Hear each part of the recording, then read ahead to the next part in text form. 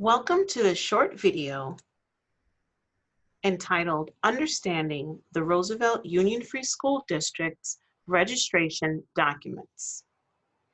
This video was compiled to help you understand all of the required documentation that is needed to register your child. So let's get to it. Registration requires that parents or guardians provide 1. Proof of identity, 2. Proof of birth, 3. Proof of guardianship, 4. Proof of health, 5. Proof of immunizations, 6. Proof of grade levels completed and/or credits earned, 7.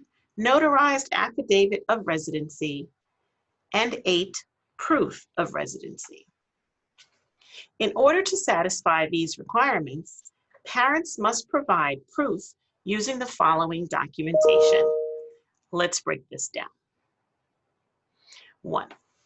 Proof of identity of parent or guardian. You can satisfy this requirement by providing government-issued photo identification of the parent or guardian. Items like a driver's license, a passport, or a green card. 2. Proof of birth.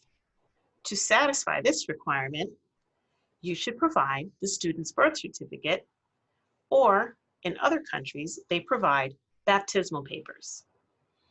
If either of these are in another language, it must be officially translated into English and accompanied by the original. 3. Proof of guardianship. To satisfy this requirement, the birth certificate with photo ID matching the student to the parents is most common. Otherwise, you can provide court custodial orders with photo ID matching the student to the guardian, or if a foster child, a Department of Social Services form number 2999, or an agency letter with the SIN number and the case number. 4. And 5, providing proof of health and proof of immunizations. Both of these you would get from your child's doctor. The current physical form and the current immunization record, both dated, signed, and stamped. Number 6, proof of grade levels completed and/or credits earned. This requirement is satisfied by providing the last report card if your child was in grades K through 8, and or a transcript if your child was in grades 8 through 12. Parents should also provide a current IEP or 504 and withdrawal form from the previous school, if applicable. Number 7, notarized affidavit of residency and proof of residency.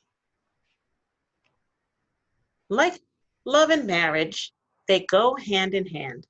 You can't have one without the other. Required proof of residency.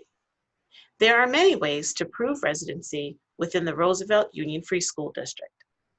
Parents need a notarized affidavit based on how they can prove residency. Each affidavit requires various burdens of proof. The 4 affidavits are homeowner, landlord, parent or guardian, which I like to call the self affidavit, or the relative affidavit. Let's look at the requirements for each.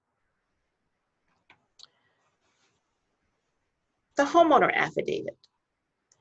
Use this affidavit if you are the homeowner and the resident. You are to provide the notarized affidavit, which is over here on the right, along with your mortgage or school or property tax statement, along with 2 proofs of residency. Or if number 1 is not available, which is the mortgage or the school or tax property statement, then you need to provide 4 proofs of residency. The next affidavit is the landlord affidavit. Use this affidavit if your landlord is providing residency for you.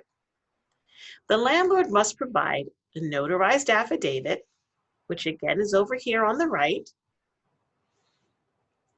along with the mortgage or the school property tax statement. They can also provide a notarized lease, along with 2 proofs of residency, or again, if number 1 isn't available, then they need to provide 4 proofs of residency. And you as the parent will then have to provide only 1 proof of residency.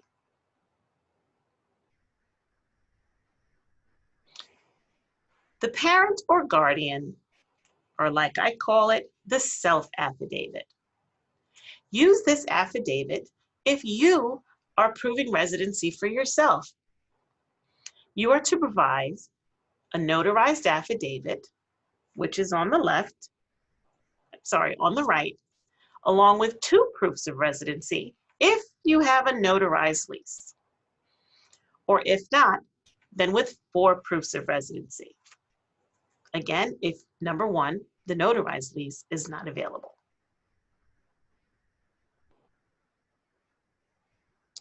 The relative affidavit. Use this affidavit if your relative is proving residency for you. The relative must provide this notarized affidavit on the right, along with the mortgage or school or property tax statement or a notarized lease. They are also to provide 2 proofs of residency along with number 1, or 4 proofs of residency if again number 1 is not available. And the resident, you, must provide 1 proof of residency for yourself.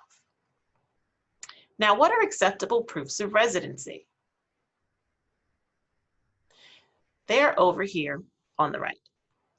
We have Cablevision, Verizon or satellite bill, car insurance, identification card, or a recent policy notification, child support or immigration letter, driver's license or car registration, Health Plus or Affinity Health Insurance information, homeowners insurance policy, IRS correspondence, Long Island water bill, Nassau County tax bill, National Grid or PSE&G bill, pay stub or unemployment or a W-2 tax form, photo ID from the Department of Motor Vehicles, a residential telephone bill, not a cellular phone bill, social service correspondence, and finally, you can use a library card, a post office change of address form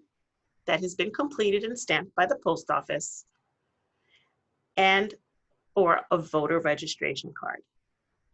These last 3 can only be used as a 3rd or 4th option, meaning you have to provide one of the 2 of the top, and then you can resort to using 2 of the last 3 if you need to. All of them should be originals, and they must be current within 30 days. Sometimes parents bring the health insurance card, but it might not have an address on it. We need correspondence with your address on it that was recent within the past 30 days. Now on to the final steps. Your registration appointment. Once you have completed the online form, then you should compile the aforementioned documents. Then you are ready for your appointment. You will receive an email requesting you make an appointment using the link in the email within a few days of submitting the online form. Once all your documents are satisfied, your child then requires medical clearance. So once the nurse has reviewed your child's medical records and approves your child's registration, your child's record will be delivered to the ParaSchool student management system, where the school will be able to schedule him or her for classes. Thank you for trusting your child's education to us.